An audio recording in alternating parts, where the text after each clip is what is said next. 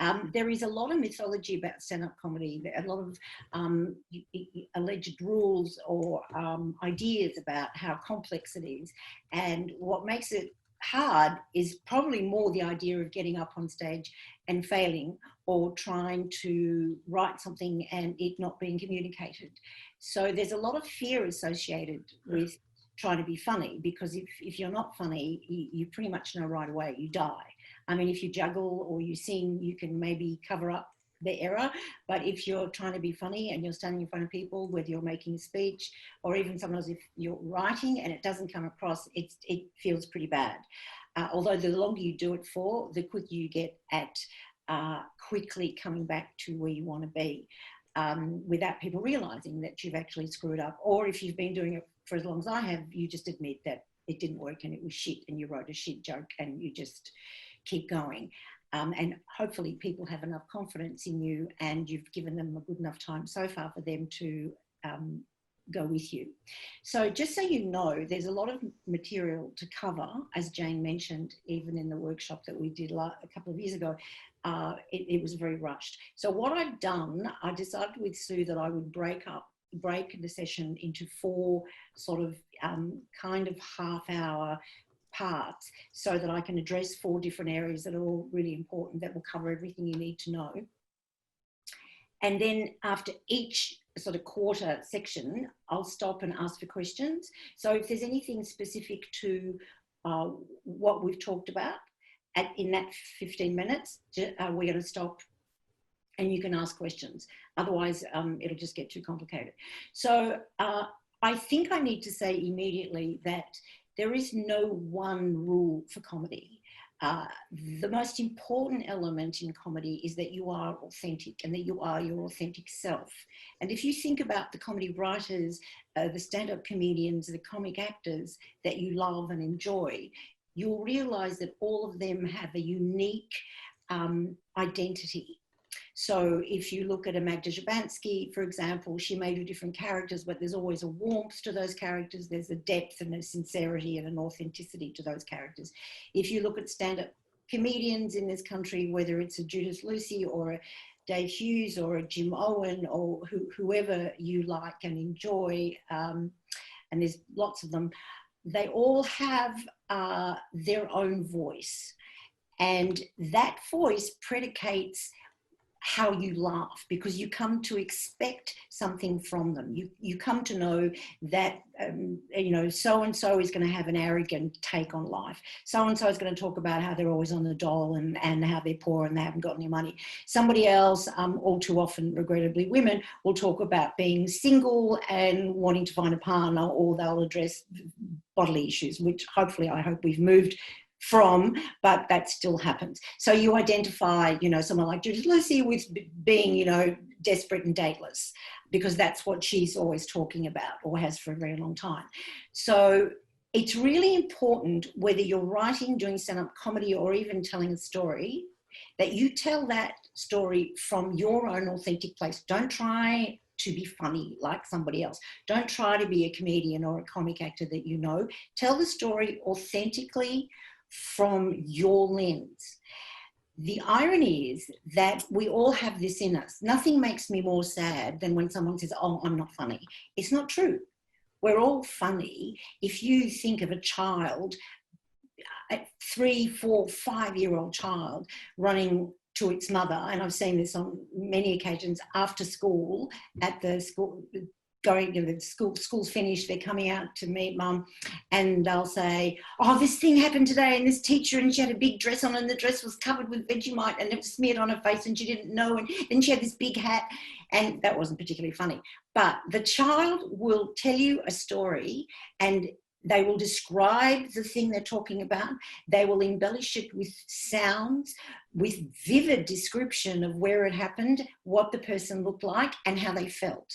In that 3-minute story that 3, 4, 5, 10-year-old is telling, you will find all the basic elements of stand-up comedy. The difference is the child is not feeling judged. The child isn't trying to be funny. The child is merely relating a story in the most vivid way that they can. So basically, that's what comedy is. It's storytelling. And several of you have mentioned they want to know about storytelling. What I guess I would encourage you all to do is to mine your own life and your own stories. So, for example, if you're a journalist and you have to write a piece about the environment, or as someone was suggesting earlier, they do a lot of charity work and they want to be able to write about the hard stuff, being domestic violence or mental health issues or sexual abuse or those really hard things. Go for an experience in your own life, not necessarily the same experience, but you might start by saying, I remember when I was 3, there was a little old lady down the road and she lived in a house and the house was covered in cobwebs and it was really awful. And after school, we'd all run down there and we'd throw stones at her because she thought we were a witch, because nearly everybody that grew up at some point, there was a witch that lived down the road, well, at least in my area. It was just a little old lady. And in fact, I'm now becoming a local witch myself, which I don't think, but I think there's always a single senior lady or a single senior man that most of us can relate to. As children, turning them into some monster or some mythical character, some sort of Harry Potter character. If you begin your story with something that is relevant to you, firstly, it will be immediately acceptable as being authentic and the truth, rather than just coming up with something that you've made up. The audience believes you, so you have them on side, be it on paper or on stage. They believe you, and then you have them. Once you have them, then you can exaggerate and embellish and say whatever you want, and take it to the most extremes in terms of storytelling. But basically start from something that you know yourself. I'm just looking at notes so I don't forget. So I would firstly encourage everyone that wants to write comedy to keep a diary of the things that you remember from your childhood that have left a mark. So, for example, there may be an aunt, an uncle, a grandfather, a relative that made you laugh, that you liked. I would write that down. I would also write down the things about them that made you laugh, the way they looked, the way they walked, the way they sounded. I mean, if you're an actor, you look at all those things when you learn a script. If you're a film writer, you will consider all those things when you're writing the characters. So they're the same things that you consider when you're writing comedy, because every one of those elements can be funny. The way a person walks, if you describe it or you even do it physically, is funny. I mean, a physical attribute is very powerful on stage, because then people get a picture right away. Write down everything you can, or it might have been an episode. Maybe you went to the Royal Melbourne Show and you went to the pig place, and all of a sudden you decided there was one pig that was special. Write down why. Were they special because you felt they spoke to you? Were they special because they looked different? Were they special because they were the smallest pig and you felt sorry for them? You have to have a human connection. And don't be afraid to mine your own life, because when you peep into that personal shaft of funny that's yours, that's where you begin to find the best comedy. And nobody can take that away from you, because that is you. So that's the first and really the easiest thing for you to remember and to take away from today, that you are all funny. You just have to find the point of connection with whatever the audience is on the page, on the screen, on the stage. But you all have that information, because we've all had funny things happen to us. So I guess beyond that, so I might stop now quickly and see if there's anybody that wants to ask a question at this point before I keep going. We did have one question come in, that what do you do when feeling uninspired, and how do you cope with time pressure? Being creative under pressure is a skill. Very good questions, both of them. How do I get inspired? Well, how does anybody get inspired? If it's your living and if you're not funny, you don't eat, that's good inspiration. But more importantly, creatively, I think look, there are all sorts of ways of feeling inspired. I think you just go for a walk if you're trying to think of something and you can't think of, let's say you're writing about a subject, you think in your head that you have an idea. You think, I mean, for example, I don't mean to be arrogant and speak about my own experience, but it's the best thing I can give you. So I had one time wanted to write, I'm Jewish. Every Jewish comedian has inevitably written a routine about the crucifixion because everybody thinks the Jews killed Christ. They didn't, the Romans did, but it's good comedy material. So I had been wanting to write my own version of the crucifixion, and I had made several notes. This is what I'm asking you to do. You go into your memory and you write about whatever it is relevant to you. You can do it on the screen. I like to do it by hand on paper because I just feel it connects to my brain more. But I had one side of the page like a table. One side I had all the things that were at the crucifixion, Jesus, the sinners, the crowd, the crosses, whatever. And I wanted to make it like a rock and roll concert, like a huge event, like a Woodstock. So on the other side, I wrote all the things that would make up a rock and roll festival or a one-day festival that we'd go to listen to music. And so I had, merchandise, lots of drugs, all kinds of interesting characters, hippies, whatever. And then I began to work on it, and I wasn't getting anywhere at all. I couldn't find, other than listing a whole lot of similarities, listing a list of what I'd find at an all-day music festival or a 3-day music festival, and what I would find had I been at the crucifixion. So there were a couple of things I wrote that my parents were there, but they voted no, that my parents had done the catering, because I'd mentioned earlier in the routine that my parents had had a delicatessen, but I couldn't find an ending. So this is something I've often told comedians and comedy writers, and it works, and it's worked for me a lot. So for inspiration, you leave whatever it is you're doing. You walk away from the computer and you go and have a coffee, or you walk down the street, because all the material is in your head.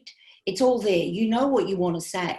You know where you want to go, because if you didn't think it was funny, you wouldn't be writing it and you wouldn't be putting any energy into it. You just haven't thought of what you want to do at that point or what you want to say.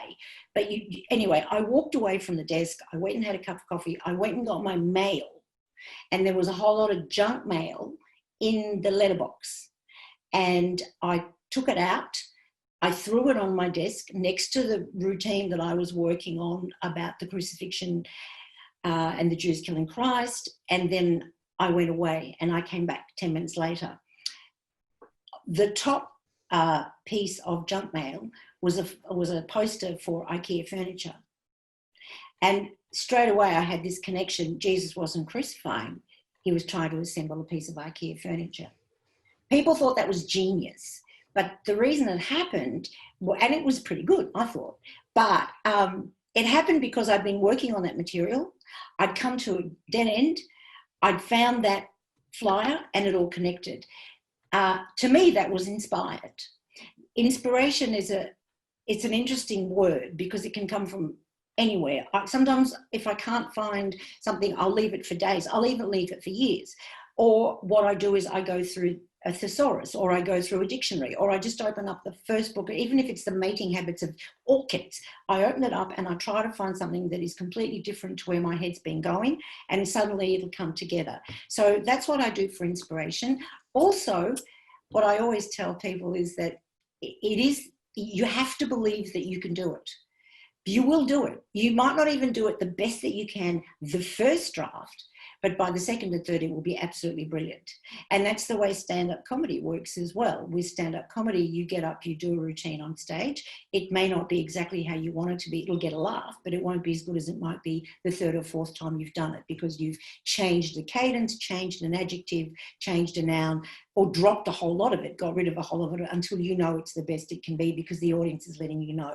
So that's the answer to the first question about inspiration. Inspiration is everywhere, but mostly inspiration is in the belief that you can do it, because you can. And the discipline is something that you have to practice, because, if it's your job, then you consistently have to deliver material again and again and again. If you're writing, if you're performing, you're just going to have to do it again and again. And hopefully it's your passion.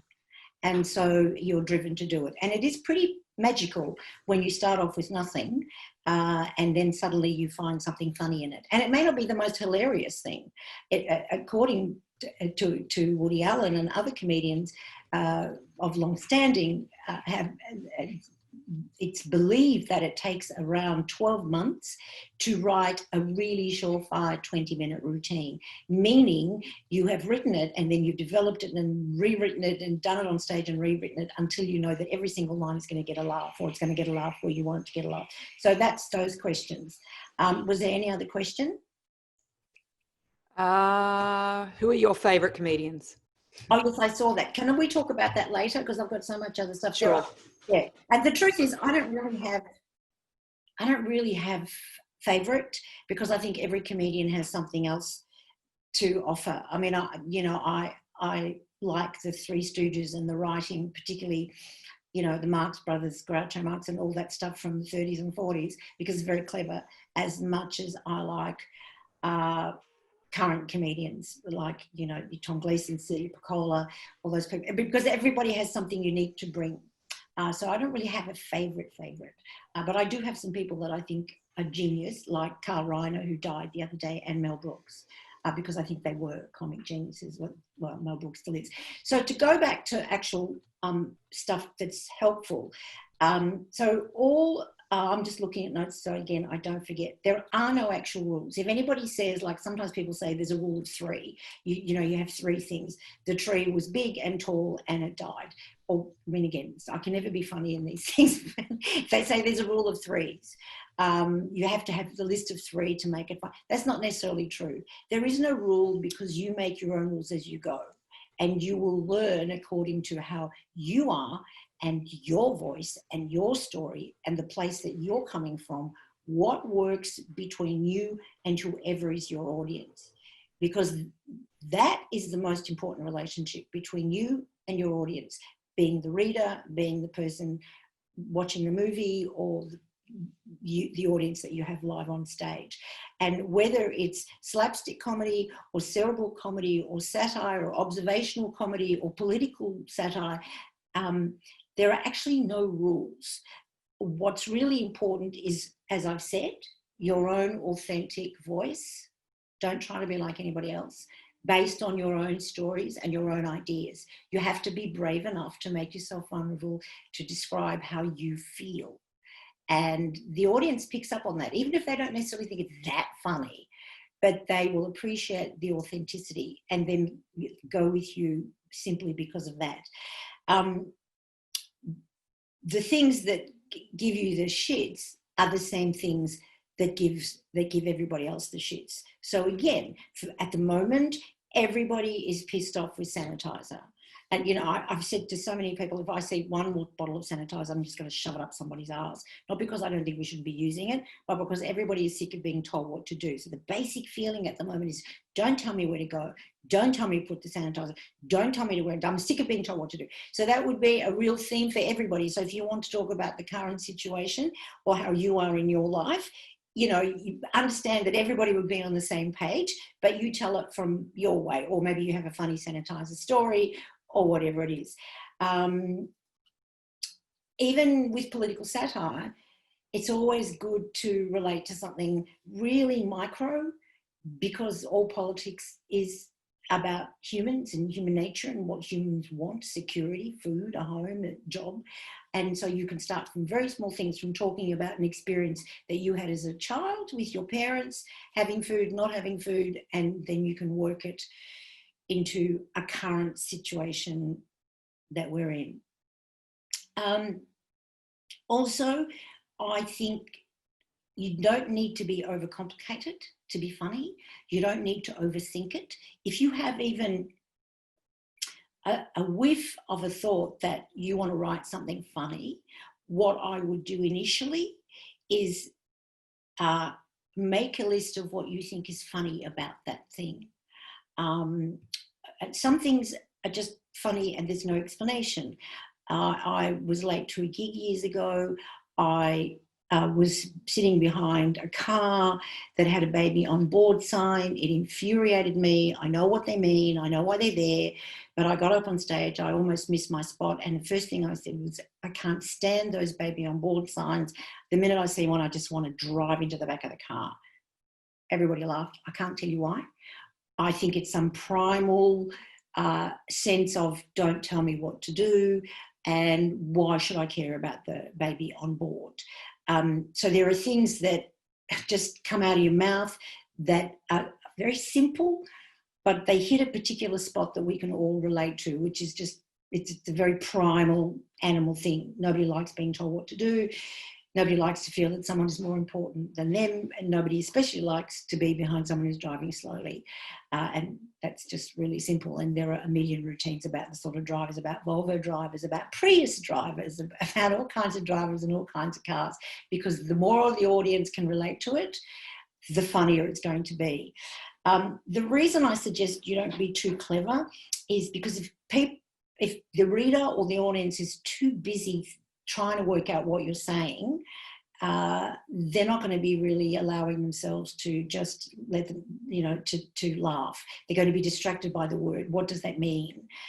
And you'll lose their attention. They have to be with you. Whatever you do in print, on the page, in film, on stage, to keep them with you. A lot of it also is stopping and giving them a chance to take in what you said, not just take in orally, but to actually feel where you're coming from. And I think a lot of comedians these days seem to talk very quickly. It seems to be a pattern. I think everybody talks very quickly. I do too. But I think it's good to take your time telling the story, because timing is important. Timing is something, I think it's very hard to teach timing. I've been doing stand-up comedy for 30 years, and I know that my timing accidentally works because I sort of do a dance with words.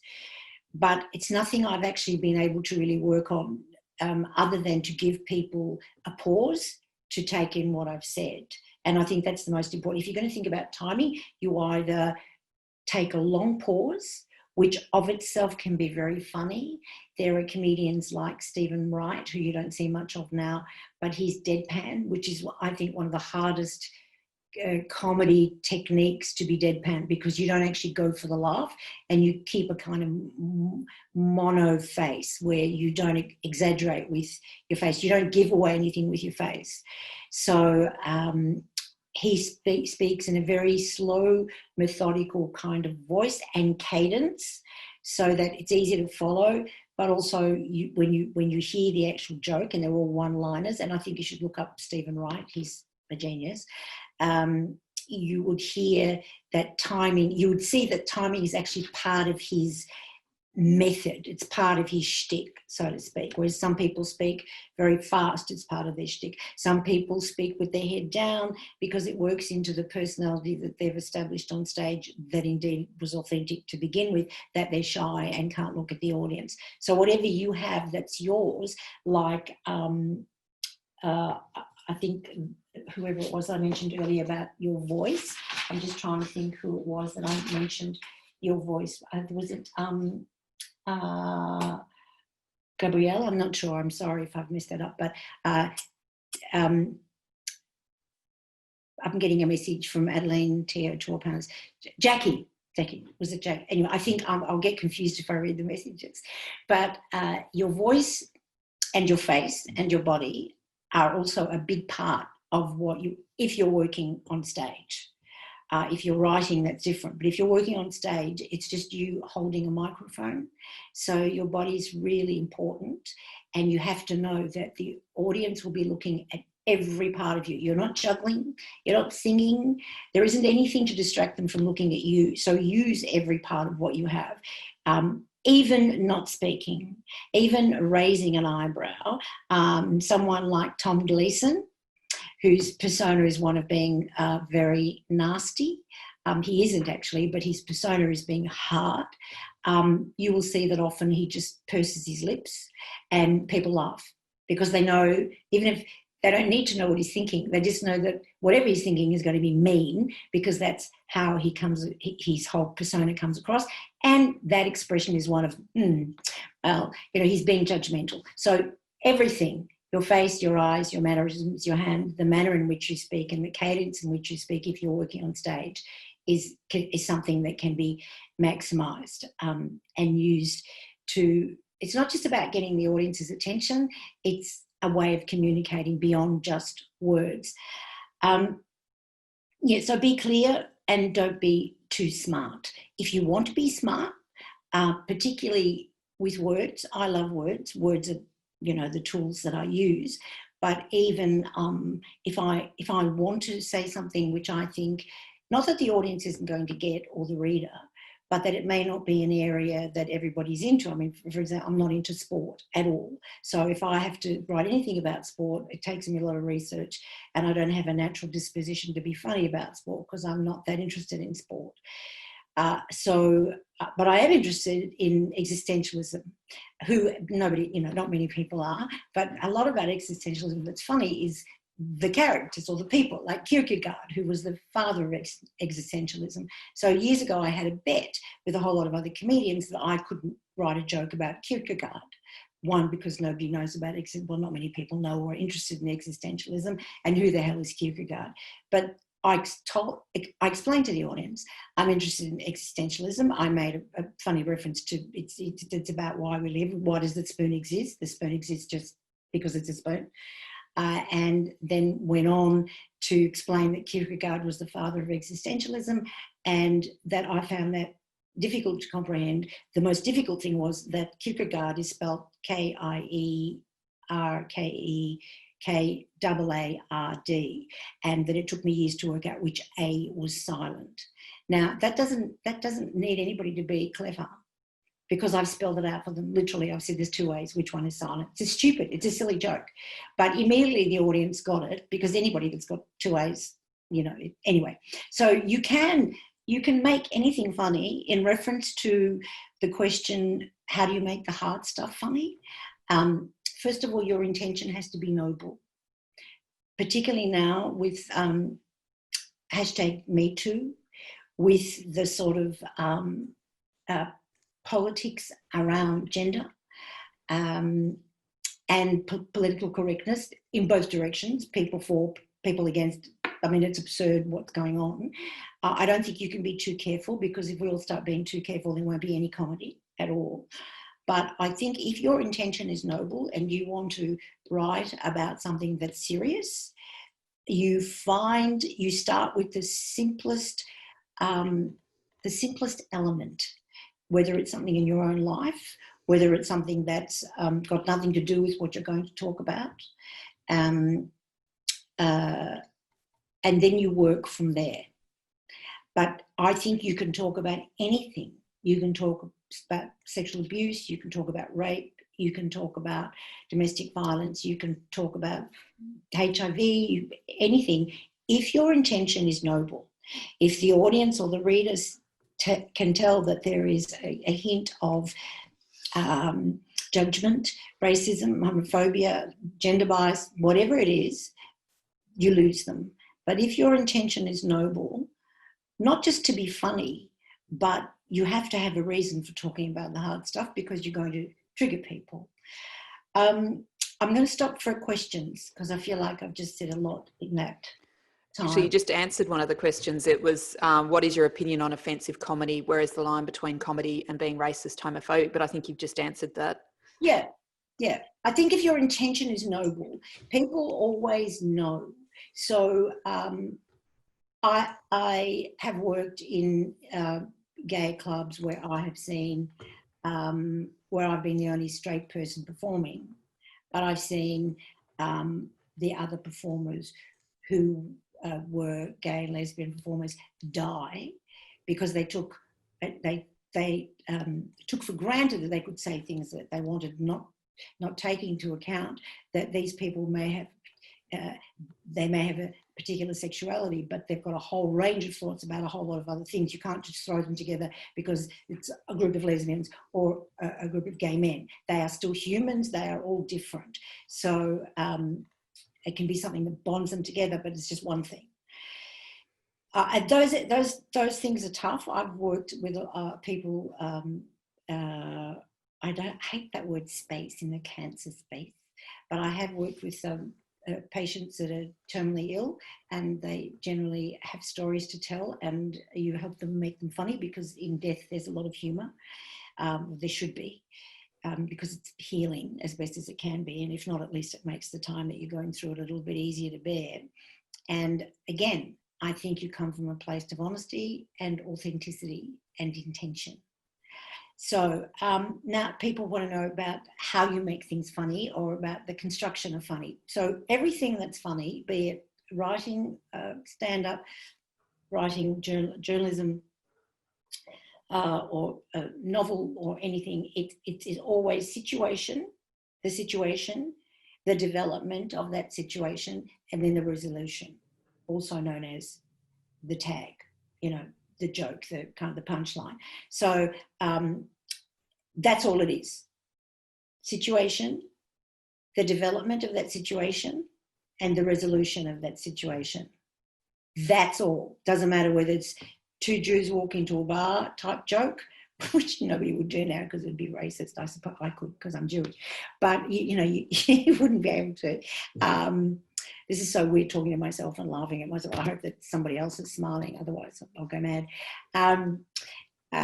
But for example, a good example of that is, and this is not my material, this is a joke. I'm really bad at jokes, so I'm a disclaimer if I screw it up. But Moses and the children of Israel, this is a good example of situation, development, resolution. So Moses and the children of Israel, this biblical stuff. I love biblical stuff. Again, for me, I did Bible studies. I'm going back to the point I made about going back to what you know. I did biblical studies. I didn't think it would be at all useful. I was just interested, but it's turned out to be very useful because the Bible is full of stuff that everybody knows. Everybody knows about Adam and Eve. Everybody knows about the snake. Everybody knows about Jonah and the whale and Jesus, and everybody knows about it in one way or another. So, and then you can go on and talk about Islam and everything if you just come from one religion. But the Bible is also full of humour. So I often use the Bible as a basic reference point. I start from something in the Bible because it's a good reference for everyone, and then I'll take it somewhere else. So this is not my material, but it's a joke I like as an example of situation, development, resolution. So Moses and the children of Israel are at the Red Sea, and the Egyptians are coming behind them. They've been exiled from Egypt.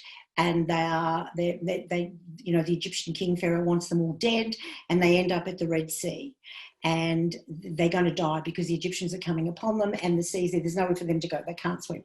So all of a sudden, God comes to Moses and says, "I am going to part the Red Sea for you. I have good news and bad news.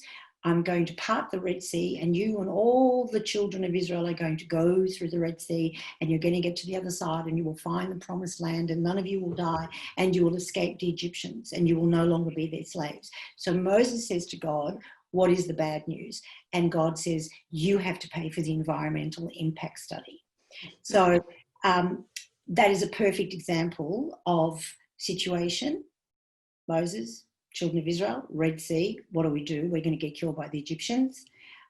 Development, God arrives, says to Moses, good news and bad news. Resolution, punchline, you have to pay for the environment. If I open up the Red Sea, then you will have to pay for the environmental impact study. Okay, so does somebody want to ask a question? Just ask in the chat and then I can unmute you, but I don't think so. Good, okay. So that's a basic construction.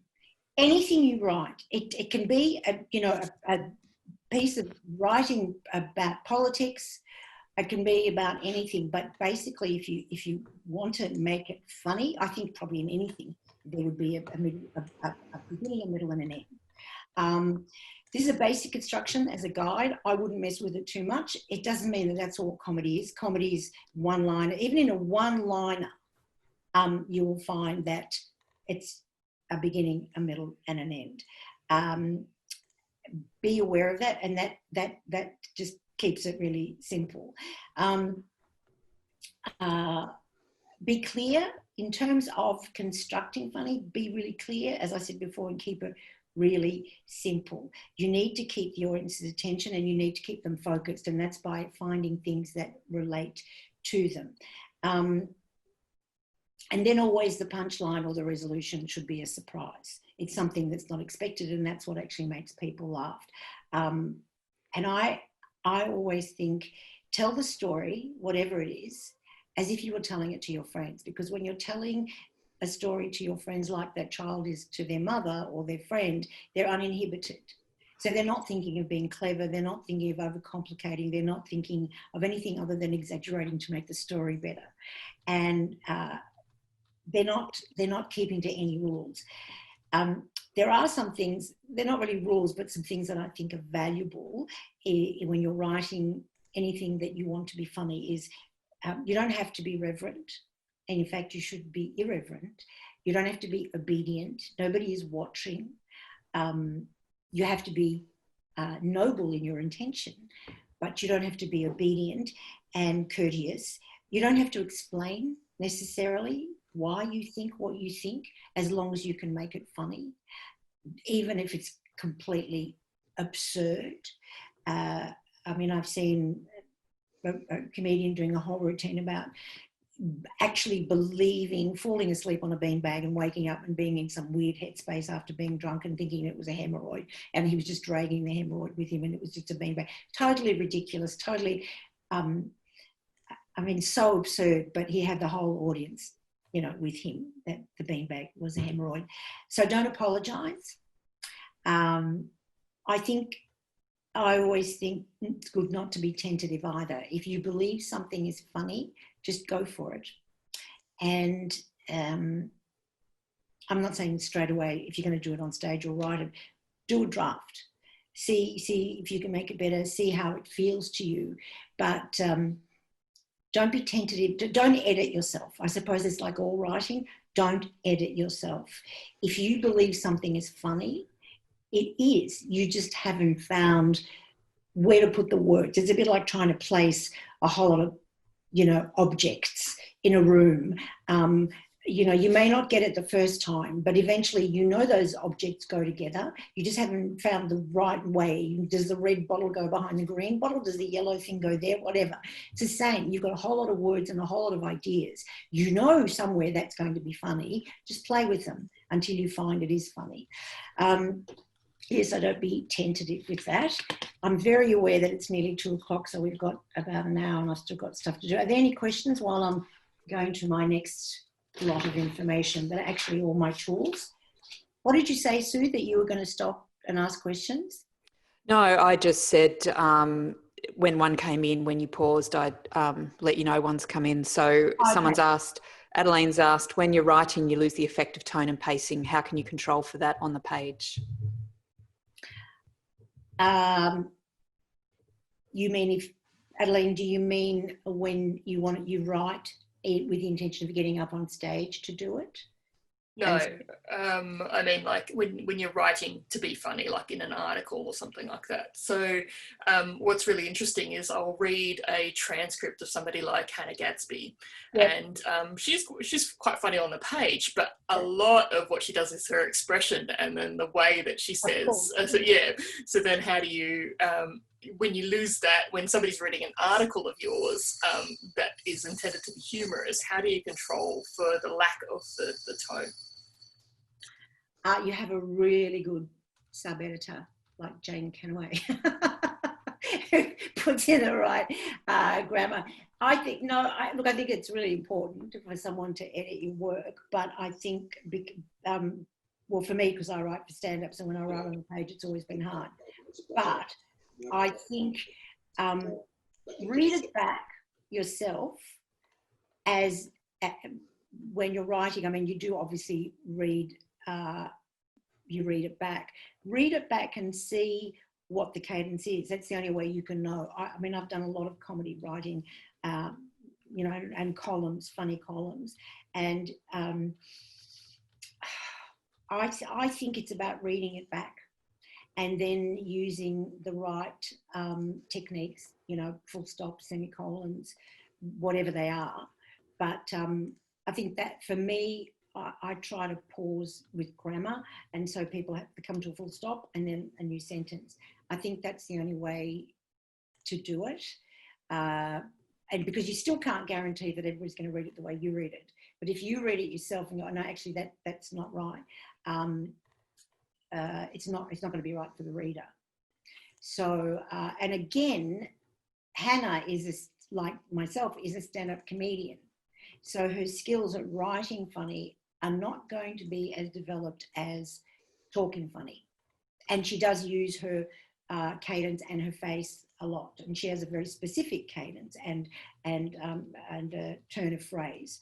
And so the turn of phrase can work on the page, but maybe not the timing. I think if you're writing on the page, it's just practice. I mean, there are a lot of comic writers that write brilliantly, Douglas Adams, you know, all sorts of people that are really funny on the page that don't ever do stand-up. I think it's just a skill you get better at, but it's totally doable.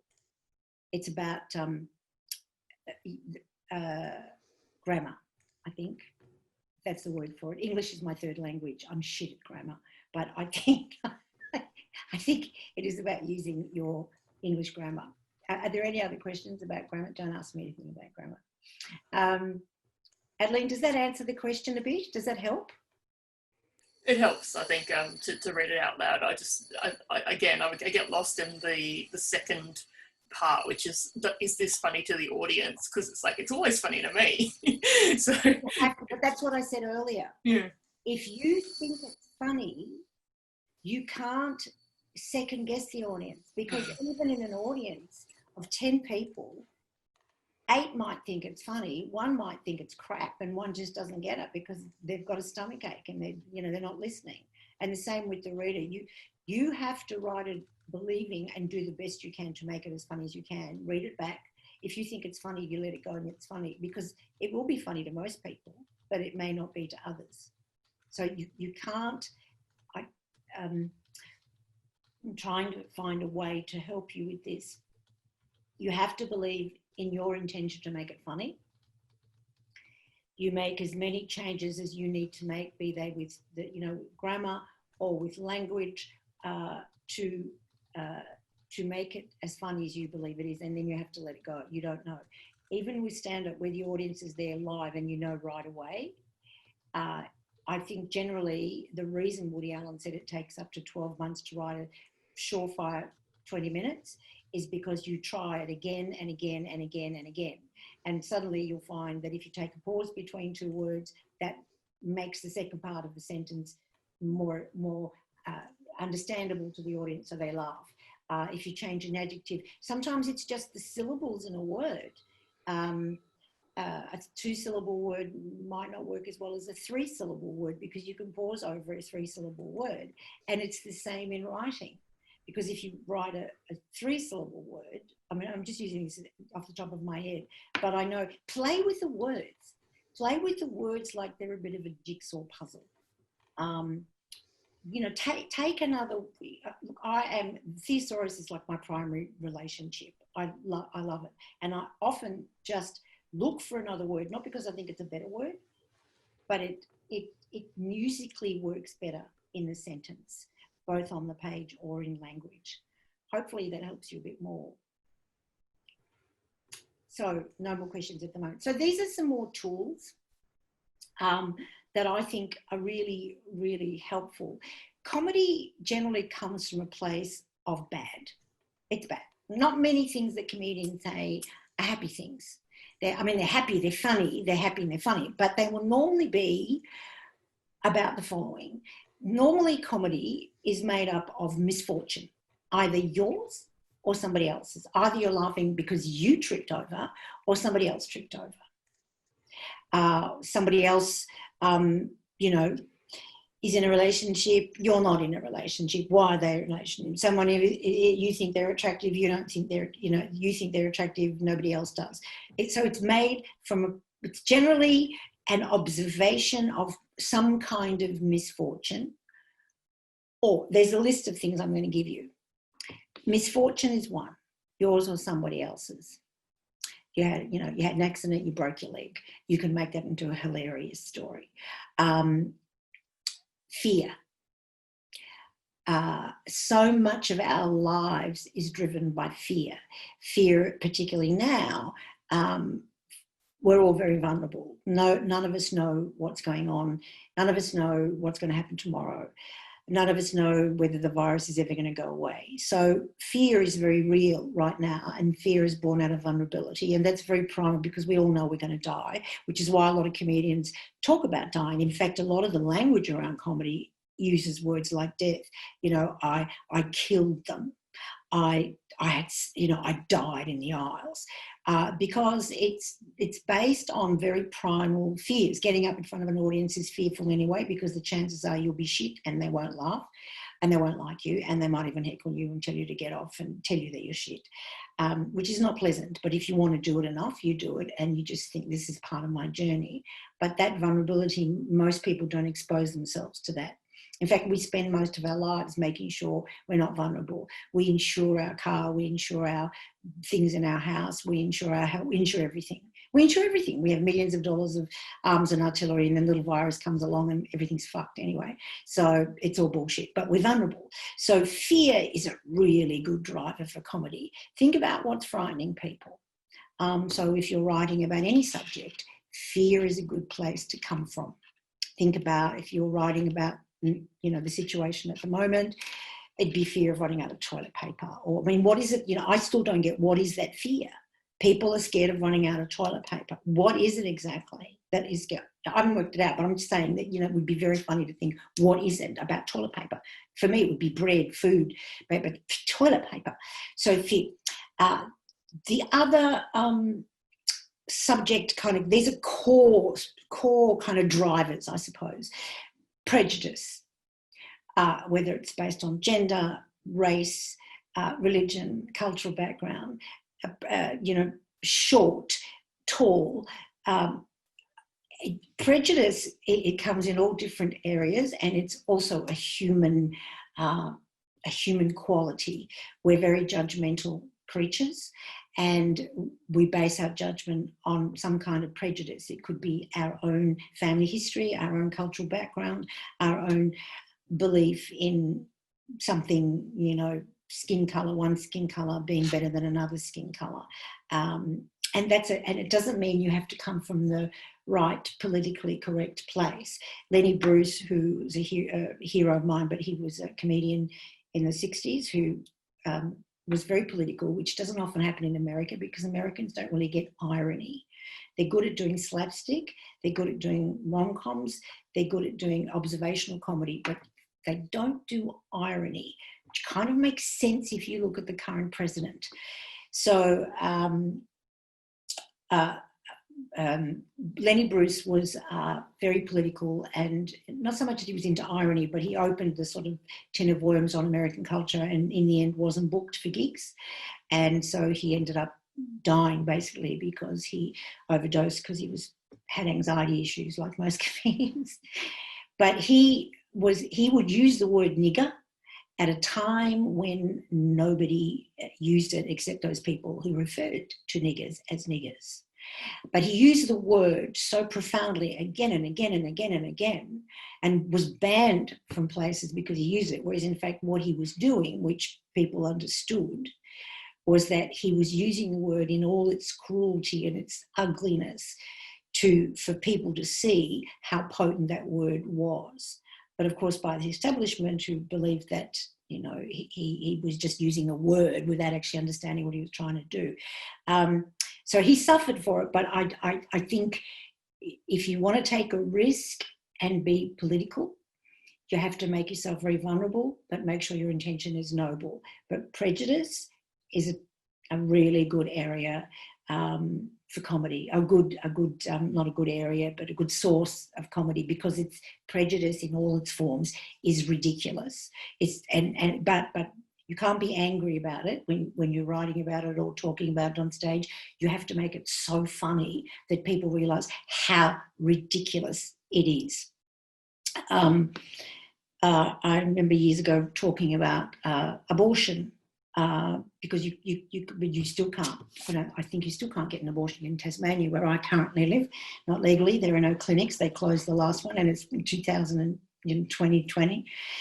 But years ago in Victoria, I wrote about abortions, which is a difficult subject because everybody goes quiet in the audience. And I remember reading somewhere that you couldn't get abortions in America, so I just wrote very one line that said, abortions are, abortions in Victoria like they are in Russia. The Russian government says you can have one. You just have to have a 12-month waiting list. So it's not especially funny, but it's sort of the kind of irony leaks out of that. People are going to say no, but at the same time, they're going to put obstacles in front of you. So, for example, in Tasmania, they don't say, no, you can't have one. There just aren't any clinics where you can go to. So it's a prejudice is a good area. Also, the next fertile ground is also pomposity, because as is happening now in the States and in other countries, in England, with the minister who didn't stay in lockdown and said that he had to find a place for his children. Pompous, any kind of pomposity is fantastic to write about, to take the piss out of. Again, you'll see all these subjects, all these areas are areas that are kind of more than negative. You're not going to write stand-up about or anything funny about somebody being delightfully happy for the rest of their life. They're not fairy stories. Comedy is not about fairy tales. So, although I just remembered hearing yesterday that Kanye West is going to run for the presidency, I can only imagine what it would be like having Kim Kardashian as the first lady. It's kind of a bit out there. But anyway, so pomposity is a rich source. Again, if people are pompous, you can be sarcastic, and there are different forms of humour. There's satire, there's sarcasm, there's deadpan. I didn't make a list of those because you can look them up anywhere in any kind of comedy tool, but you can deliver via these are like the tools. These are like the fertile ground of comedy. So I've said misfortune, yours or somebody else's; fear, yours or somebody else's; prejudice, your own prejudice. You can say, I hate people that have baby on board signs. I just hate them. I mean, whether I do or not is irrelevant, but if I've got enough something funny to say about it, it's fine. Pomposity. Generally, that's about somebody else's, usually politicians or people in power or celebrities. The other rich area is inadequacy. Your inadequacy in some area, being able to be a good human, whatever that means, living up to people's expectations. Being a good parent is one that you see a lot of comedians talking about. What kind of parent are they? They can't cope being a parent. Fiona O'Loughlin is well known for talking about her 5 children and what a crack drunk parent she was. Not anymore. So inadequacy in any area, inadequacy in a relationship, inadequacy at doing your job. Hopefully you're getting a sense of all these tools, this kind of rich soil. If I was working on the gardening show, this would be the soil with all its elements in it for comedy. And conceit. Any conceit, people that are conceited, and you can be conceited. There are some comedians that take on a persona. Actually, Tom Gleason's persona is a little bit like that. It's a little bit arrogant, it's a little bit conceited. And so you laugh with him, but also at him. So I'm just going to read them again so you know it's misfortune, fear, prejudice, pomposity, inadequacy, and conceit. So they're the kind of fertile ground. Now, the fertilizers for let's say for this soil. What you need to add to make these elements work is for the audience to identify with it. So if you're going to talk about somebody's misfortune or your misfortune, it may be about something that they can't relate to. They probably can, but if they can't, you have to be able to make it, identifiable. So if you're going to be talking about you're in a Learjet and there just wasn't enough gin, nobody's going to get that. I've never been in a Learjet. Most people haven't been in a Learjet. But if you talk about going on a Melbourne tram and somebody's standing in front of you when you're sitting and they're farting in your face, people are going to get that because that happens to everybody. So you've got to find a way of the audience identifying with whatever your misfortune is. Exaggeration is another tool. You can exaggerate. There were 40,000 people stuck into a tram. I mean, a lot of us do that anyway. I went to this shop and there were like thousands of people there. And so you straight away paint a picture. Incongruity is something that's very funny, like Kim Kardashian being the first lady. Incongruity is a great fertilizer, particularly when you're talking about misfortune, fear, prejudice, pomposity, inadequacy, and conceit. So to point out an incongruous situation, for example, particularly when you're writing, is great fodder for comedy. And irreverence, completely, a kind of lack of respect for what most people would or wouldn't say, particularly now everybody's so terrified of being politically correct. What can I say? What can't I say? What gender? Is it she? Is it him? Is it they? Is it we? Is it there? I mean, there's so much material around that area you can't be disrespectful, but you can be reverent. And by being honestly and saying, I don't get this anymore. I don't know what to call a person anymore. I don't know what to say anymore. I think it's always best to be honest, particularly if you're going to be talking about these fertile areas of comedy. And what I often do to get the kind of juxtapose an idea, I will make, again, a table with 2 columns. And on one, I will write all the elements that are the positives of something. So let's say if I was writing about someone's misfortune, I would write about all the unfortunate things of that episode. They fell over, they broke a leg, the leg wouldn't, whatever it is. They were in a relationship, their marriage broke down because they didn't breed very well in captivity and whatever. And then on the other side of that table, I would put opposites, just opposites, even if they don't make sense, because again, it's just getting the neurotransmitter, all the chemicals to kind of go everywhere so that you get little explosions of brilliance. I feel like I've been talking for a long time and people may have questions. So Sue, do we want to see if someone's got questions? Yes, let's see. No questions as yet. You're doing a fantastic job. There's no questions. No, well, I don't know whether I'm just talking to my people, they're going, oh my God, we can't even get a word in. You sure that nobody's got questions? Because I think, it's now 2:13. So I'm just very aware of time. So if somebody wants to ask anything, I'm just going back to the notes that I made with... Nothing's coming up in the chat and that's where people are leaving questions. Oh, hang on, one's just come in. On the offensive comedy topic, you said the N word, and I'm guessing the comedian you were talking about was white. How can comedians get away with it? Well, it's a question. Well, this was first of all in the 1960s. It's not 2020. But again, a white comedian could get away with it if their intention was noble. And everybody, now I'm going to go completely blank. Bill Hicks. Everybody should look up footage of Bill Hicks. He was dead. Unfortunately, he died at about the age of 36, 37. He was an American comedian, died of pancreatic cancer.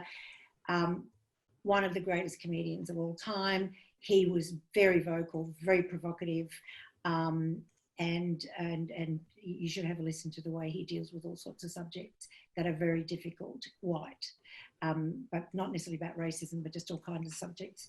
in fact, there's a whole documentary made about the fact that Bill Hicks was meant to go on Letterman's show and was banned because they wanted to read his material. And he said, I'm not going on if you read my material before I go on.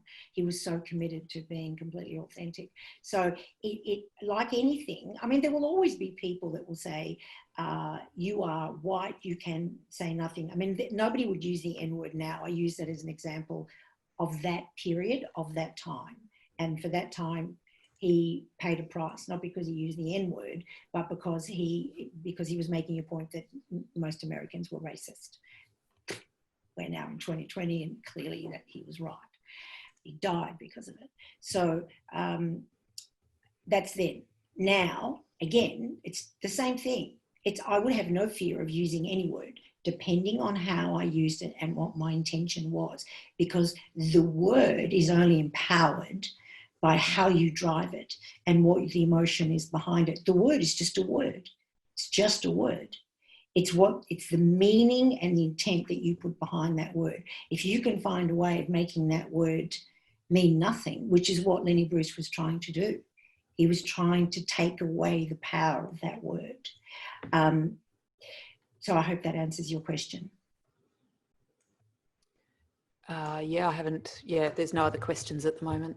Okay, so again, if I go right back to the beginning where I said, go for what you know, go for your own authentic voice, look into your own history, look into your own family stories, look into your own lens. So then it's important, whatever kind of comedy, on the page, on stage, in film, think about what your lens is, because in order for you to be original, which is really important, because if you're seen to be derivative, they're not going to laugh. I mean, they might laugh, but really they would have heard it all before. So in order to be original, it's good to think about, okay, well, what is my take on this? How do I feel about this? Am I confused? Am I happy? Am I sad? What is my opinion about this and why? It's good to have a sense of who you are, because the audience is certainly going to smell if you're not authentic and you're just going with the flow. And I think it takes a long time to know who you are. I don't mean necessarily in years, well, that too, but more in, I think you have to have a certain confidence in being able to be wrong in order to at least believe in what you believe in. You have to be open to be wrong. Regrettably, I think currently there isn't enough space for robust conversation. Everybody's so scared of offending everybody and being disrespectful and being politically correct that you can't even have a robust conversation with someone that doesn't agree with you or you with them. I think it's really important to allow people their voice, and comedy is a great vehicle to do that. Speak your voice. Speak what you think is your lens. It doesn't mean it's your truth, but it's your lens. Somebody says, that's shit, that is so bad, let me tell you why. Fine. But you have to, at least in order to get the audience on side, even on side by mean getting their attention. Their attention may even be they disagree with you, but at least you have their attention. So you have to be original. This is how you sharpen that lens. You have to be original in your thinking, in your ideas. You have to be clear in what their ideas are. That's what I said earlier. You have to be clear. Bold, take a risk in saying what you want to say, and it may be different to what everybody else is thinking and saying. There's not enough of people being bold at the moment of saying, I don't believe this, or I don't think this is true, or this doesn't resonate for me. You have to, so original, clear, bold, relevant. Be relevant. There's no point talking about something that's not relevant to people. Not many people, fly in a Learjet, but people will go on a bus or a tram or walk. So be relevant and recognisable. That goes with relevant. People need to recognise what you're talking about. So it's important to paint as clear a picture as possible. So if you say, I walked into the supermarket and I had to put sanitizer on my hand for the 20th time that day, that's not that funny. But if you were to embellish that and say, I had to walk into the supermarket and suddenly I tripped over sanitizer that had dripped on the floor because there was so much of it, and the woman who was putting it to me just was like, you know, was so unhappy and miserable, like she'd been inhaling sanitizer all day. And the more you describe the situation, the more you bring people into that space with you. So they're with you. They can see the woman, they can smell the sanitizer, they feel for you falling onto the floor. I think it's good to be controversial, personally, whatever that means. You don't need to be, but it's okay to be. What's the worst that can happen? People disagree with you.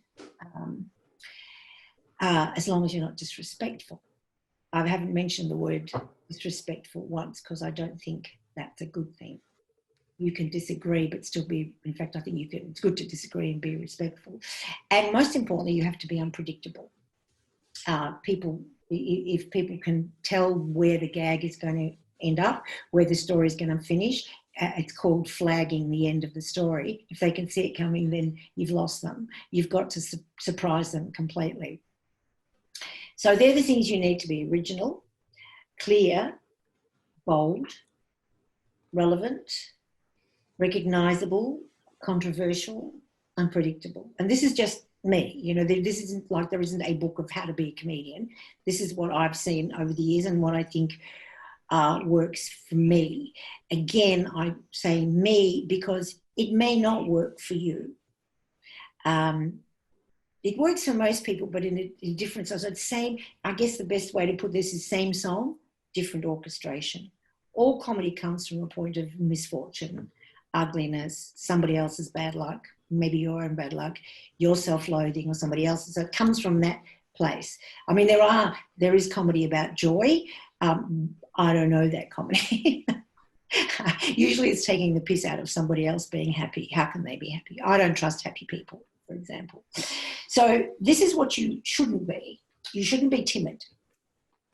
You shouldn't be obscure. Shouldn't is a bad word, isn't it? All the kind of people that give you coaching say, so let's forget the word should. Try not to be timid. Try not to be obscure or pompous, unless you want pompous to be your persona. And I have seen comedians like Tom Gleeson who make it part of their persona. And in fact, it's very endearing because we know they're assholes. That's part of their shtick. So if you want to be like that, that's fine. You can also be the other. You can be very, you can be like the kind of the meeker person. You know, nobody cares about me. And there are lots of comedians that take that role, the kind of lower status role. And so the audience is always the winner. And then they come out left, you know, just out of the blue and kill you with being actually very potent. But their persona on stage is one of being self-loathing and lower status. Don't be bland. Don't ever be bland. And one thing that's really important is in regard to timing is always be aware if you're writing or doing stand-up about something that's happened recently, whether it's an election issue, whether it's an airplane crash, an accident, or something that's not good. You can be funny about it, but there's a kind of a time lag. Nobody really knows what that lag is, but there is, in terms of current news and affairs, best to wait until everybody's sort of absorbed it. You can really lose an audience if you choose to talk about a current affairs issue. It's just a little bit too soon. What you may have to say is funny, but it's just the timing. So always be aware, if you're going to do something political, be aware of the timing. If you're going to talk about whether it's climate change or the bushfires and the incompetence of people, whatever it is, fair enough. But wait until the right time.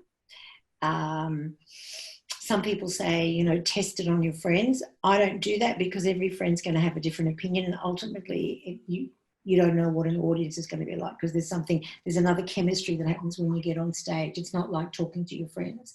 So I think you just have to work it out for yourself, but don't jump in with a funny line about something that's you know, criminal being shot or something about the underbelly of Melbourne. You know, there is a time lag, and it's good to wait so that you have people on side.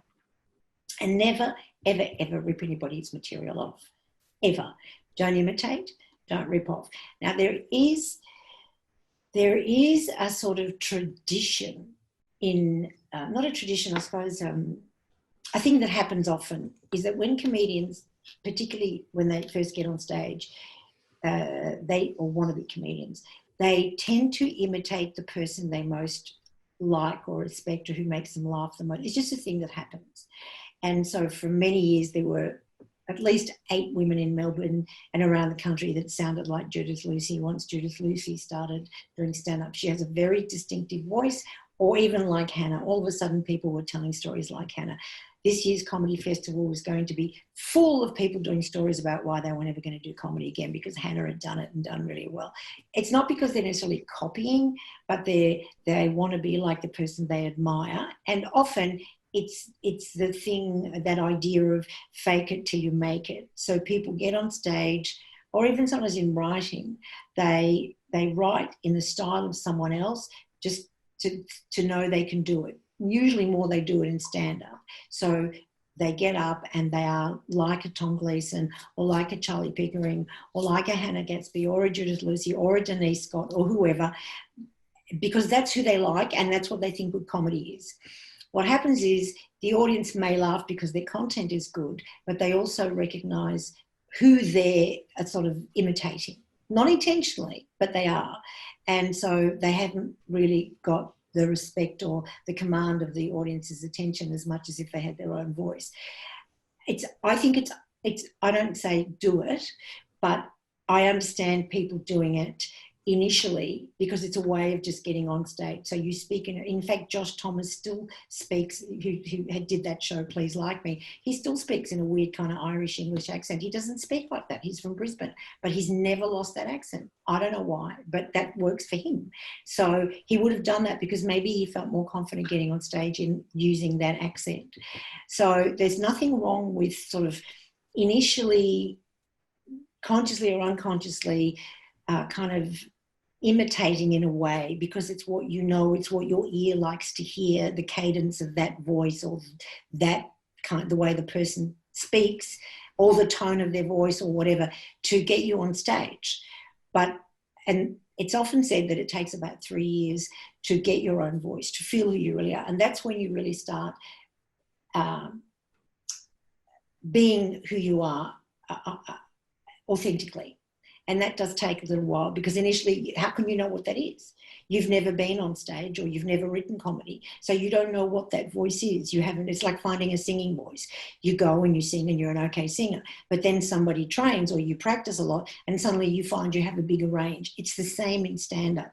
The more you do it, the more you write comedy, the more you do comedy, even the more you trust that you're funny and allow yourself the opportunity to make whatever you can funny.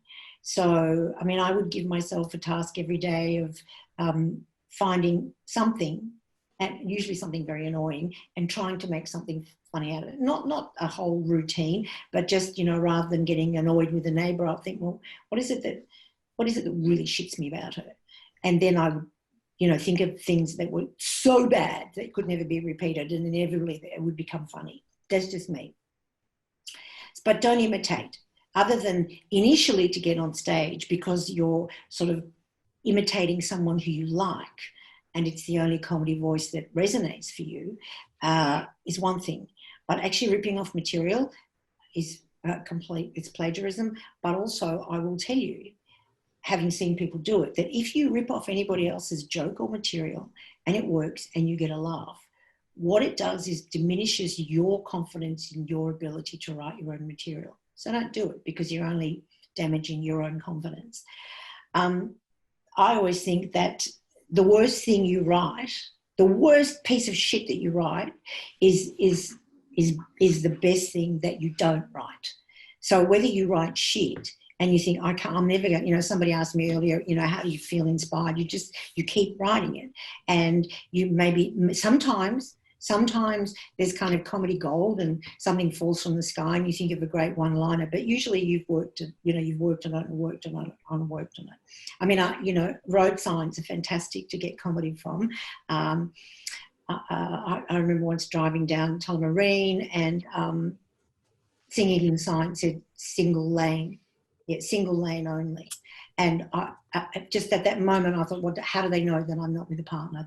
I'm so sad about that. How do they know? Is it a single lane for all the lonely people who have to go in the single lane? You know, it was stupid. It was silly, but everybody knows a single lane. Everybody, you know, knows what that means.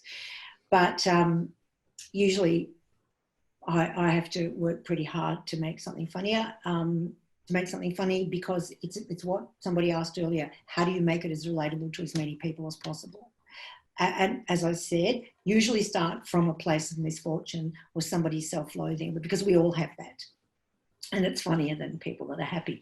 So I will just, because I want to give the chance for people to ask questions, or even to ask me something that they may want to write about, or a particular topic, and we can discuss it as a group. I like to have a little bit of time with the group. So most importantly, pick something identifiable. If you're just starting to write something, pick something identifiable. Zero in on the conflict of that subject. You want to write about Kanye West being president and Kim Kardashian is the first lady. Pick that. Everybody knows them. There's a whole lot of stuff about Kanye, a whole lot of stuff about Kim and the Kardashians. What's not to? So much to know about them. Zero in on that conflict. Find a different and unconventional, let's say, or a view that's totally your own on that. Maybe you might say, I actually think Kim is so brilliant. Most people don't know she's a neurophysicist. Whatever. And surprises with where you go. So I'm going to stop there, because I want to hear what people have to say. Because you've been taking in information, I think it's really important that I get something from you. It can't all be one way. Rachel, there is another question about writing. You said with stand-up, you'll detract from your delivery if the audience knows where your joke story is going. But what about on the page and needing to allude to what's coming to create suspense or tension to get people hooked? Keep reading further. I still think that you wouldn't want to. I still think you wouldn't want to flag where you're going. Otherwise, it would be a kind of a dull ending, really. So what you're asking me is, how do you do that? I imagine in this. Well, not I imagine, because I do write. You can't flag where you're going if it's funny. You can keep suspense. I mean, wouldn't that be keeping suspense by not letting you know exactly where you're going? I'm going to use this scientific example that might help to explain this, whether it's on the page. And I don't think that the page should be any different than on stage. But for years and years and years, scientists have wanted to explain what makes people laugh. And nobody actually knows what makes people laugh, because different things make people laugh at different times. But in the last 10 or 15 years, since they've developed really high-powered MRIs and all kinds of machinery, X-ray machinery, that resonance machinery to see what happens in the brain, they have actually found that they put wires on people, and they found that in a joke, what happens is this: all the information, people are getting information, you know, a dog and a cat and a human, you know, go for a walk, and all the information is going from the limbic part of the brain to the frontal part of the brain, as it always does. It's all making sense, and all the chemistry and all the neurotransmitters are all firing off as they would if you're looking at a recipe. 4 eggs, cup of milk, whatever, right? Or if you're going to garden something, or what, it's all making sense. But then all of a sudden, if you say the Virgin Mary stepped up from behind the tree, what happens is, actually physically what happens in our brain is the chemicals are going one way, and suddenly the information which is totally unrecognizable and unpredictable to where the story is going, actually physically makes the chemicals turn another way. And it is that turning, actual physical turning or biological turning of the chemistry, the chemicals, that makes people laugh. So I think that's, if you think that that's what's happening in a person's brain, that's what you have to do in the writing, whether you get up and speak that writing or whether you write down what is funny. Think of what is going to be unpredictable and surprise.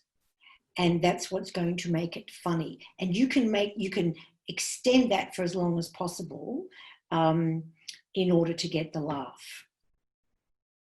Whoever asked that, can I ask them if it's, I don't know who asked it, if that makes sense? Claire asked Claire, that. do you want to speak, Claire? I can see you're muted at the moment. I'll ask to unmute and see if she wants to chat. Yeah, well, it just means that I can explain it better. Maybe Claire can give me an example. Would be yeah, no, that was a great scientific explanation. I like that. Yeah, I guess it's just about, my question was really around where to draw that line, how much to give away, how much to hold back, as you say, to create suspense without signaling overtly where you're headed. Well, when you're creating suspense in the lead up to the end of the story or that paragraph or whatever, that suspense, that process of suspense can actually be funny too. That can be part of the comedy. You know, you can have, for example, a person on a particular quest, and there are all sorts of obstacles in that quest. So the reader is presuming that this is going to lead to something amazing, and you know yourself when you find out, well, actually this person was just going to for a dental appointment. Do you know what I mean? That it sounds like they're questing for their life or to find the person of their dreams or mythological prize or the golden fleece, but actually they're going for a dental appointment. Now that's not making sense, but do you know what I mean by that? It's just give them something so unpredictable at the end, and you know what that is. So if you start at the end, you can then write the suspense, make it completely the opposite of where you're going. I mean, that's just one example, and it's not a rule. It's just something that I've seen done to make it really, usually when people are writing in an absurd way. But the reason I gave you that scientific example is because it's very clear and it's what actually happens. So if you think, okay, what's going to divert the chemistry in this person's brain? If I'm writing like this, have you got an example, Claire? I mean, have you got something that you... No, not specifically. I guess it just comes from the different types of work that I do. And I can see how some of these, I guess, more narrative approaches lend themselves where you've got time or space. But when writing a news story, you've got to put the key thing up front, and that's the key finding. So maybe... And in that way, not wanting to give it all away.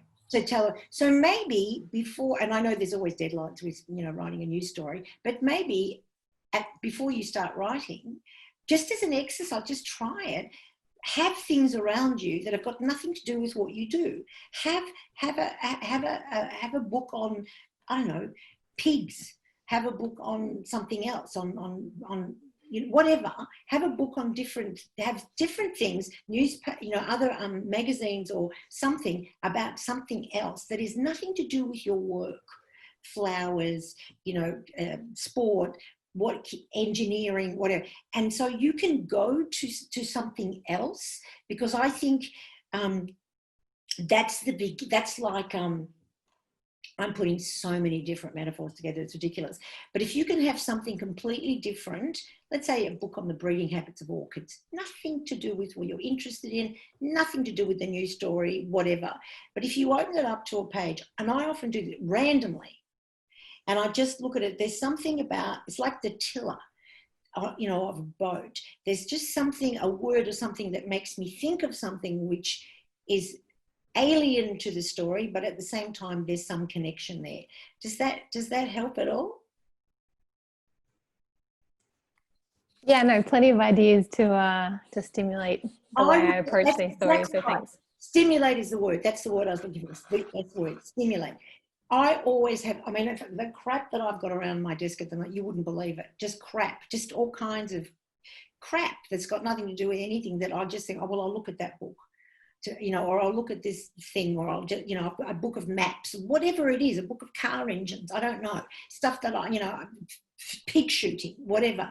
It's just, it's different stimulus, because what it does, it sort of massages your brain to think in different ways. You may not write anything about shooting pigs, but there may be something in the language of that just, it's not copying, it's just something that just triggers something else. That might be helpful in the story that you're writing, and also, you know, you may be able to mention, you know, feral pigs in a piece about Matthias Cormann that makes, you know, that makes no sense, but it will in the story, and it'll be funny. I don't mean to make a comparison between Matthias Cormann and pigs. Okay, thank you, Claire. That was a great question. Now, has anybody else? Because what I normally do in workshops is I ask people to do some stand-up. Now, we can't do that today, but I'm wondering, I was hoping whether people had, or any of you have some ideas, or you've been working on ideas that you could throw into the group, and we could just very briefly workshop them to give you an example of how some of these techniques work. That would be really useful.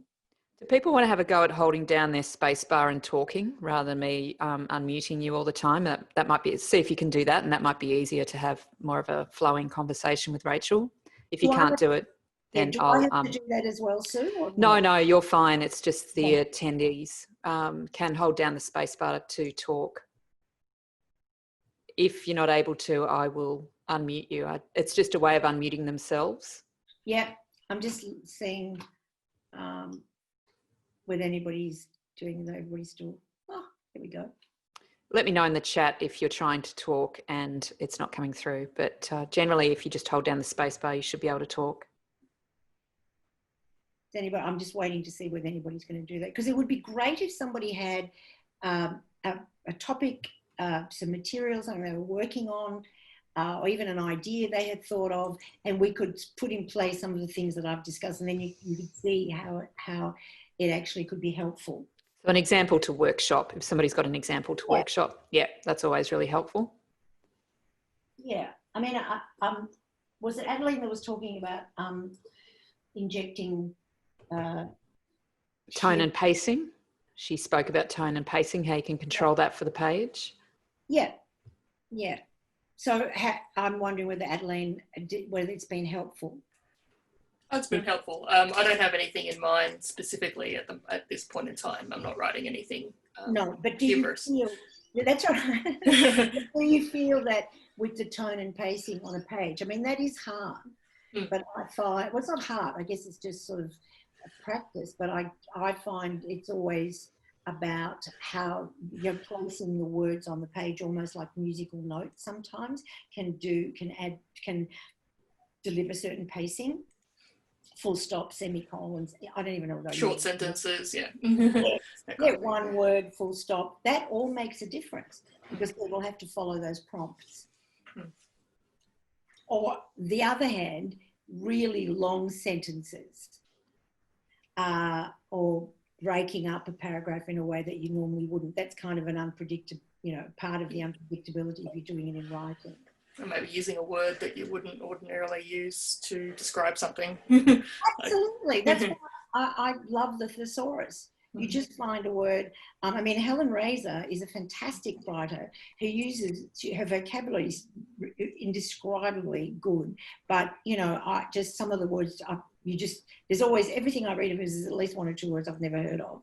And I'm sure she doesn't need to use them, but she does. Because they're very much her signature kind of way of writing. Do you know her work?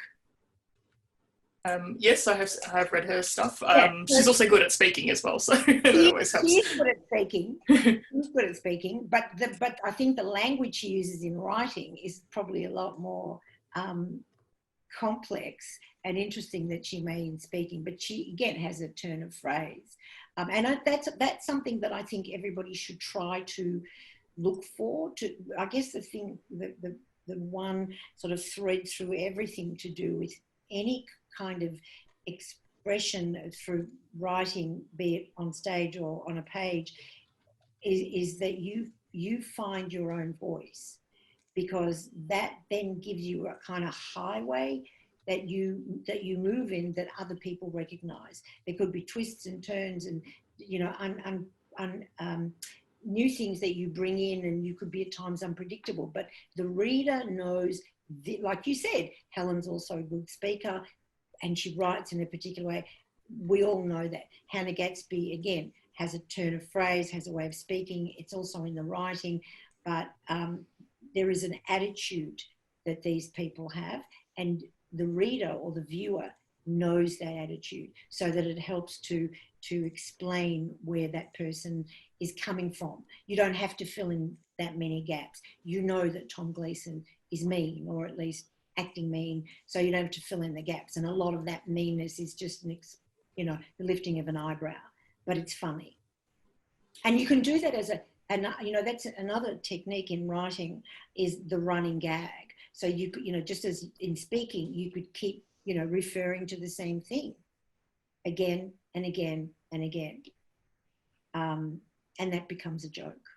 People do it on stage. There's no reason why I've seen it done in writing. No reason why you can't do it.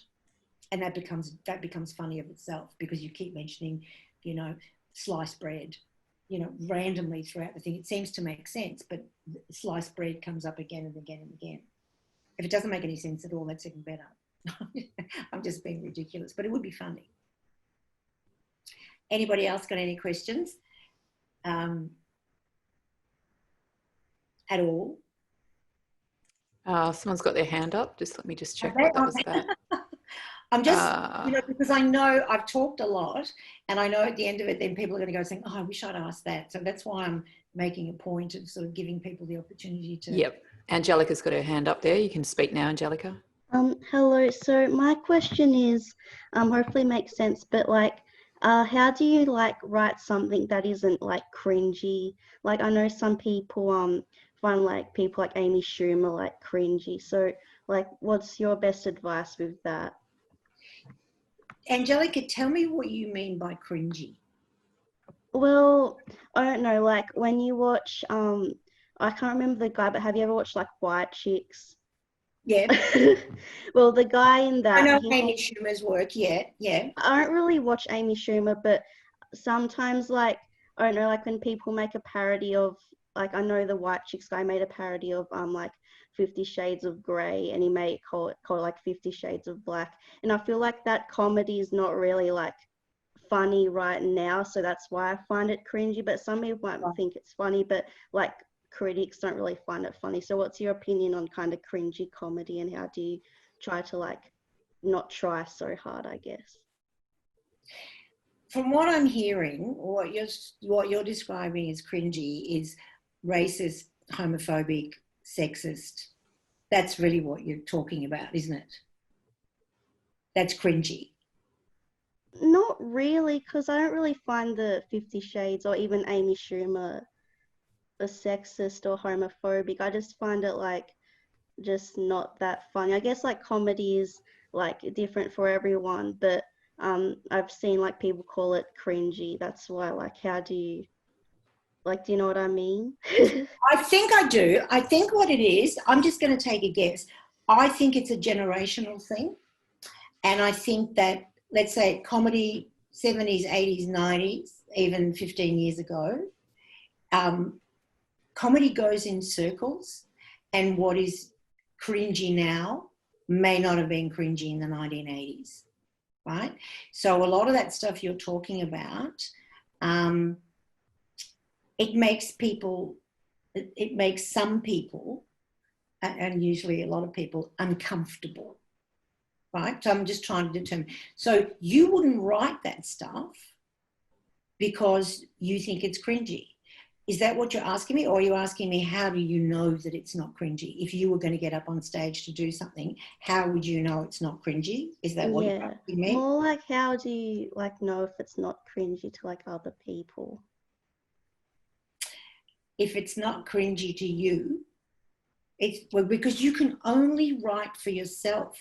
You can't know what the audience is going to think. You cannot predict that. You have to find your own voice. I've been saying the whole time, find your own voice, find the way. Well, tell me something that you think is funny. I'm not talking about material or what? Just if I asked you, tell me a thing that you find is funny.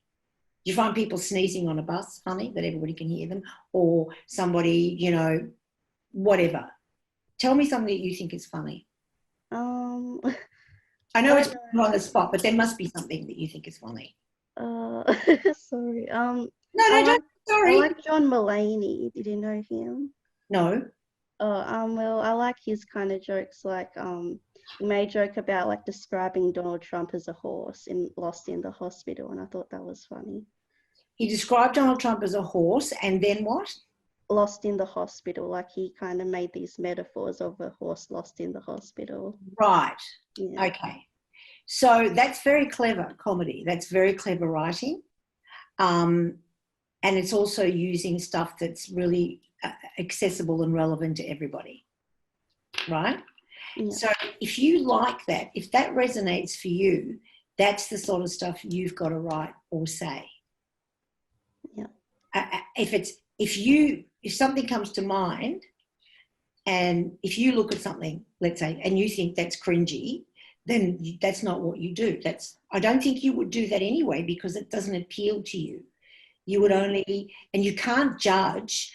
You can't judge what everybody else is going to, how everybody else is going to respond. You can only come from your own place of authenticity and from your own funny. What do you think is funny? You know, some people think, you know,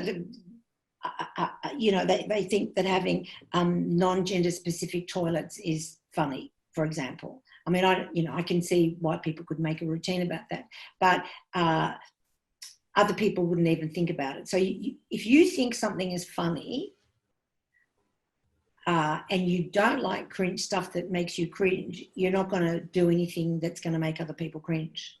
Yeah, thank you. I hope that explains it. Yeah, it does. Thank you. But also understand, the other thing I want to say is that there is a kind of a generational difference, right? So there are going to be some comedians and some topics that someone in their 20s is going to be listening to that someone in their 40s may not listen to at all, because they're going to be talking about different things. Like, I know if I'm working in a room full of people, and let's say there's more people that are in their 40s and 50s as opposed to people sort of under 20 or in their 20s, and comedians are doing a whole lot of jokes about technology, or about, you know, bold caps or whatever that means, or how to conduct a conversation in textlish, that the older people are not going to be as available to it because they don't use it all the time. Mm-hmm. So I suppose another way, you know, when I was talking earlier about being recognisable and relevant, think about not how to write to make people, that everybody laugh, but who is the audience that you're going to be speaking to, and what is relevant to them. Yeah. Hopefully that helps. You. Yeah, welcome. You're welcome. Jane shared a video in YouTube, or a YouTube video. Maybe it's something to do with comedy, but I'm sure it is. It probably is. I'm sure she hasn't just posted randomly a YouTube clip. No, I'm sure it's probably somebody's performance, but I don't know. I would suggest definitely that people, both for writing and for just and writing comedy and for stand-up, they would look for people like it's John Mulaney doing the horse routine. Thank you, Jane, because I haven't seen that. So now we can all watch John Mulaney doing the Trump horse routine. To look up Bill Hicks. I think he's one of the greatest comedians of all time, because he was controversial. He was his timing, his subject matter was extraordinary, and unfortunately he died way too young. But I also think for inspiration and for support around writing comedy or writing anything, I have as many prompts around me as possible. Pictures on walls. I mean, you can see on the wall behind me, I've got things written up, photographs, whatever, and then I'll take them all down and put other things on, and they may not make sense for ages. And then I get blocked and I just go and I look at something, or I go for a walk, or I occasionally go for a walk and I purposefully look for funny things. And by funny things, I I mean, find a person who may have a peculiar gait that's different to most people. So that is, you know, I make a little list of the way different people walk, or they might have an outfit on, or, you know, something physically about, that'll be one exercise. Find 3 physical things about people that are funny or potentially funny that I can use another time. And they're just a way of constantly using your mind to come up with ideas again and again and again. So I think the other really important factor is, as I said earlier, is to really believe in your ability to be funny. If you think something is funny, it probably is. You just need to use the techniques I mentioned earlier to go from a place of misfortune, to go from your own history, start the story off with something that's happened to you. If you're writing a news story, that's absolutely a good way of doing it. Write something relevant to you, even if it's 2 sentences, you know, because it first of all engages the reader rather than, and I recognise there are deadlines and not a lot of word space, etc. In fact, there are no newspapers left hardly anymore. So I recognise the problems, but I think to be congruent in your writing and on stage with what you believe, meaning that you're expressing your own authentic voice, is the most powerful tool you can have. And funny is nothing, it's nothing mythical or special. It's about taking a bunch of words together and twisting them around and playing with them and delivering them in a way that makes people's chemistry turn right or left instead of going straight in one way. Probably the most ridiculous explanation of comedy that I've ever said. But I think it describes probably how I work. I try to always find opposites to what I'm thinking. So if I want to write about, for example, if I want to write about politics, I will often go and read something about animals and animal behaviour. Not necessarily bad animal behaviour, but animals, because it's easy to juxtapose the two. What did Claire say about being a science writer? I missed that message. She loves that description. I'm not sure what the description was. Oh, it's the chemistry going, the MRIs that they did on people, what makes them laugh. I also want Claire to, I think it'd be really good for her to read The Beauty of the Beastly, because that's a very funny writer who's won Pulitzer Prize, and she's a science writer. So with only 3 minutes to go, and I have to say goodbye, and I hate this because I have separation anxiety. So I do. I'll put your website, I'm just going to put it into the chat here so people can go and have a look at your website and see some of the stuff you've got coming up. And you often hold workshops on comedy writing. I do have workshops from time to time on comedy writing where it's an all-day workshop. It's 5-6 hours, and then everybody does a 5-minute spot at the end. So it's good, but people walk away with it having done stand-up. So it's really good. It's fun. Grueling, but fun. And a couple of people from the last festival have actually gone on to perform some stand-up. They have, which is fantastic. Yeah. They're really good. So I'll have to kill them. Yeah. Has anyone got any more questions for Rachel before we finish up? You are spot on time too, Rachel. It's 2 minutes to Timing. Timing's everything. Timing is everything. It really is. Well, I don't want people walking out halfway through or anything. I don't like that. So I think that's what puts people off doing stand-up, isn't it? The that fear probably of failing on stage. I mean, it would be a horrible feeling. Totally. It's a fear of failure. Totally. And so many people watching that failure. That would be so awful. Yeah. But so you do have to have nerves of steel, I think, or be drunk or, yeah. A lot of people start off being drunk. I failed every week for a year, every single week. And it was awful. But I guess I was so determined to do it. And if you really want to do it, look, nobody starts off being good. And even if you're really, really good, I mean, I've have read of Billy, not Billy Crystal, but Billy, who's the Scottish guy? Billy Connolly dying at Albert Hall in front of 3,000 people because there were his biggest fans were in the first 3 rows and they knew some of the material, and so they were repeating the ends of the stories before he got to them, and he kind of lost his cadence and never got back on it, and he said he died. 3,000 people died in front of him, after 30 years of performing. It can happen all the time. You have to be very present in the moment, at least on stage with the audience. And anything can make a difference. Temperature in the room can make a difference. That's why I never allow, in a big theatre, I never allow them, even in the winter, to put the air conditioning on full, because people get sleeping, fall asleep, and then if they're cold, they clap a lot. See? That's a good trick. That's a comedy trick, yeah. Make sure the comedy's cold. The audience is cold. The audience is cold, not dead, but cold. They laugh a lot. Okay, thank you, everybody. Thank you for your, focused attention. I really, really hope this has been helpful.